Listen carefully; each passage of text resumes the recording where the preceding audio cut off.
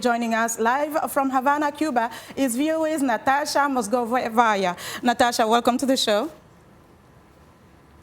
Hola from Havana. President Obama said to mention today in his speech a lot of Spanish phrases, so we need, I guess, to catch up.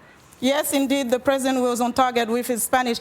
Tell us, what were some of the important issues that he spoke about during his address? He talked about the embargo. Tell us more. He told about the embargo.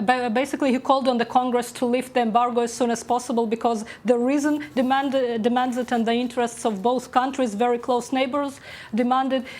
He also spoke about the cooperation between two countries, the development of business, the investments that might come, the cultural relations, and it's really hard to imagine more significant, more symbolically significant event after over half a century of animosity than the U.S. president coming here, speaking directly to the Cuban people and speaking basically in their language, speaking with a lot of respect to their culture, saying that I am aware of history, acknowledge that, but I don't want to be a captive of this history. So basically he looked forward, he offered the Cuban people this way forward together. And it's significant not only for the relationship between Cubans and Americans, not only for his personal legacy as a president, but also Cuba is seen as a key to Latin America. Yesterday, President's advisor Ben Rhodes said that Cuban policy is Latin American policy. Basically, it's a step towards the whole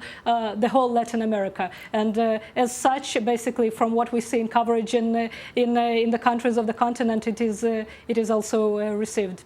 So, Natasha, what are people saying in terms of what they expect from this trip, what the ramification will be for U.S.-Cuba relations?